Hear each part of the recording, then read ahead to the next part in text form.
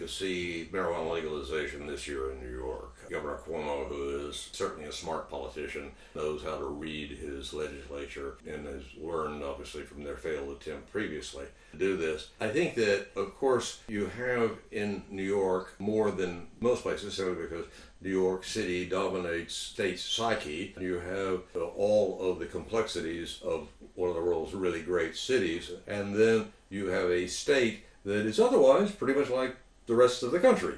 A big city, in this case a really big city, and the rest of the country, and again well represented in the sense that there is a wide variety of things there. What happened last time was a really good example of the saying, if your enemies don't get you, your own folks may. That people who said they were in favor of the legalization of marijuana then only wanted to do it their way. I think a time when I have to deal with a somewhat delicate subject on this thing, that it is a commonplace that marijuana, it is inaccurate, also accurate, that marijuana prohibition was the result of racist policies that were aimed at African Americans and specifically at Mexican Americans.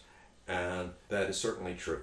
However, as these laws became, and the propaganda associated with it, everything became embedded in our culture and then became a part of the drug war, the support for these laws increased in the African American community. And part of this, let me do a little amateur sociology here, but the African American churches are and have been for historical reasons, the political centers of the African American community. And it was the African American clergy, most notably the late great Martin Luther King Jr., he became identified with civil rights, looking to the federal government to stop the persecution of the African American community in states where they still had regressive race laws.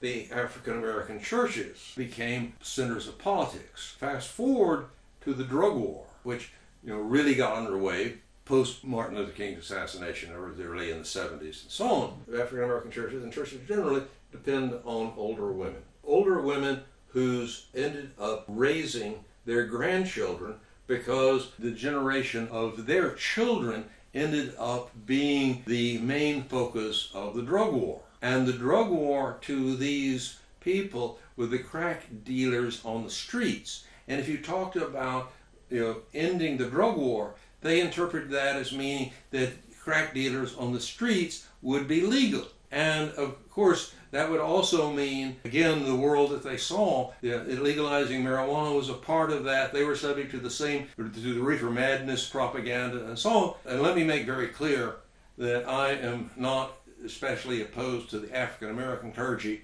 I am anti-clerical. I am opposed to the Christian fundamentalist clergy. I am opposed to anybody who thinks on behalf of Rome that they can tell us what to do. If they say they're speaking on behalf of Jerusalem or Mecca and they think that they can tell us what to do, I am anti-clerical.